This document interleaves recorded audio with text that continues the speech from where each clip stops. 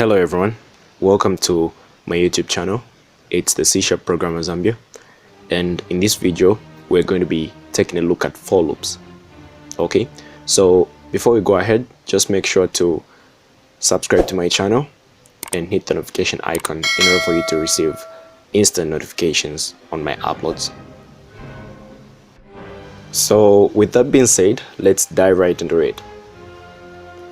Okay, so we have our Visual Studio here, and okay, this is from the last program. Let's just rename this to for loop, for loops. Okay,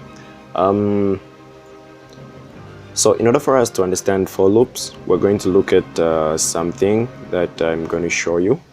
Firstly, we need to understand the syntax, and also we need to understand exactly the steps that the for loop follows.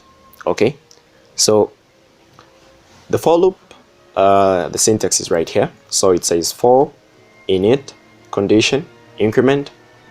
We have our curly brackets and we have the statements in between the curly brackets. Okay, so the init part of the for loop is simply used to initialize the value to be used throughout the for loop. Okay, so here in the init is where we're going to have, let's say we're using the variable x. We're simply going to say int x, or whatever data type it is. Let's say it's a float or a double.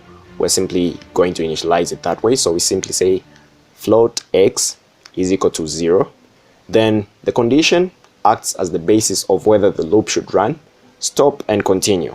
Okay, the for loop always checks whether the condition is true before it can run. Okay, even after it runs, it will still check every time it wants to continue. It will still check for whether the condition is true. So it will only run when the condition is true. The moment the condition becomes false, the for loop will not run. And also, the for loop will only continue when the condition keeps on being true. So until the condition is not true, the for loop will always continue. Okay, so that's where we actually have the issue of infinite loops. Okay, so an infinite loop can be created if the condition is always true and never becomes false. Next up, we have our increment. So the increment part of the for loop is used to change the value of the variable so that it draws closer to the condition being false. Okay, so notice that most of my definitions are actually not really from the book, because definitions from the book are just there to, they're almost the same all the time. Okay, so you're looking for a different explanation, you're looking for something more realistic, something to make you realize, and then you just keep on searching for what a for loop is, what it does, the steps and all that, and they keep on telling you the same thing.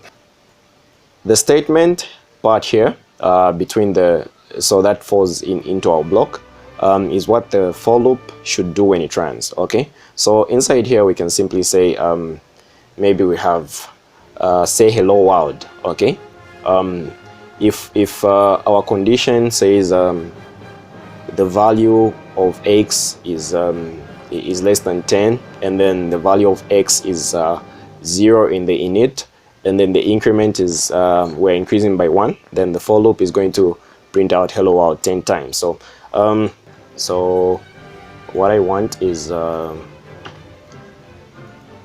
include a comment here. Okay, so this comment explains to us what exactly the if statement does, or the for loop does. Sorry about that. Okay, so let's bring this back. Let's also just get our syntax,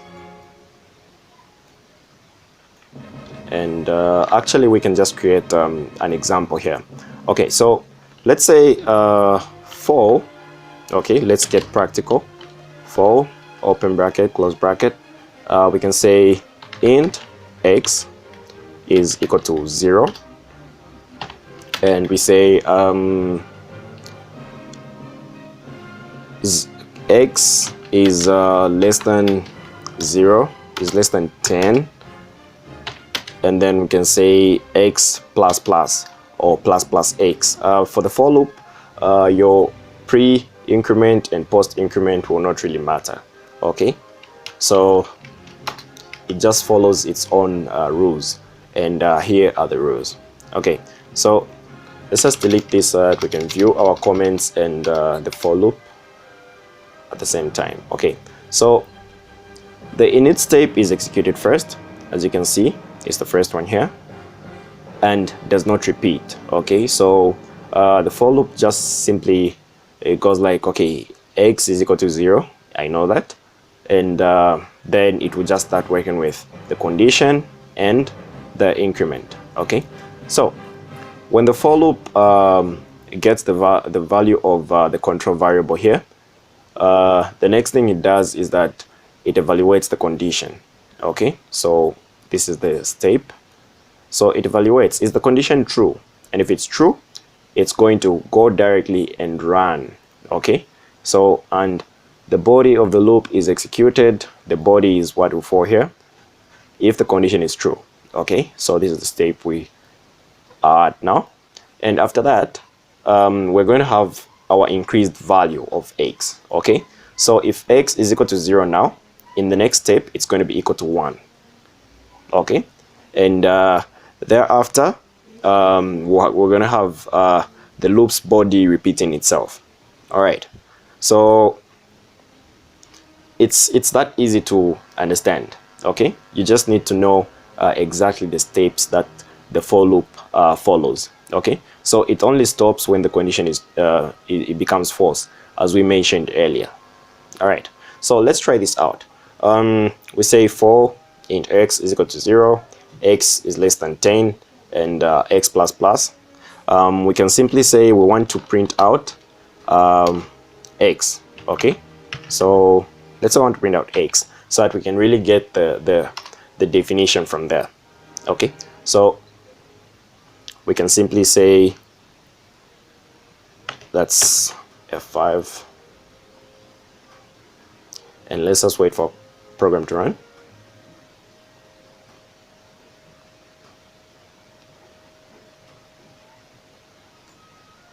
All right, so I guess you can see this. This for loop prints out the value of x. So I guess you can see how the value of x is changing. Okay, so at first it's 0, then it becomes 1, then it becomes 2, 3, up to 9. Now notice that we said x is less than or is less than 10. Okay, we didn't say it's less than or equal to. So if we say it's less than or equal to, let's add that and run our program.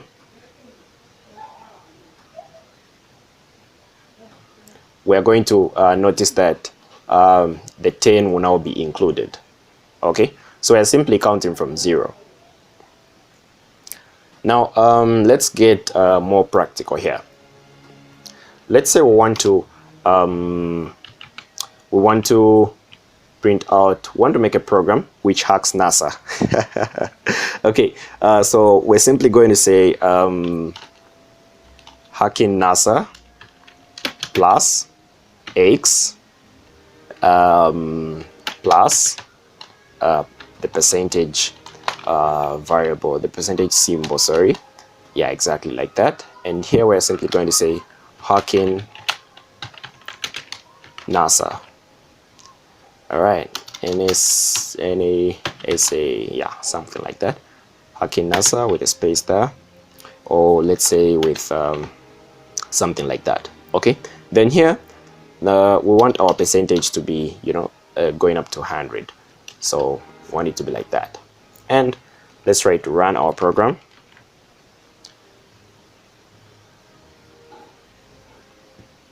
And there we have it. Okay, so it goes on from 0% to 1 to 2 to 3 to 4 up to 100, as we saw. Okay, let's just go back. Okay, so up to 100%. So that's exactly how the for loop works. Okay, so you can choose to show the value of x, or you can choose not to show it. So if you have any questions on for loops, you can simply drop your questions in the comment section below. And then in the next video, I'm going to be doing nested for loops. Okay, so we're going to be doing examples like making a staircase and whatsoever. Okay, so see you in the next video. Thanks for watching.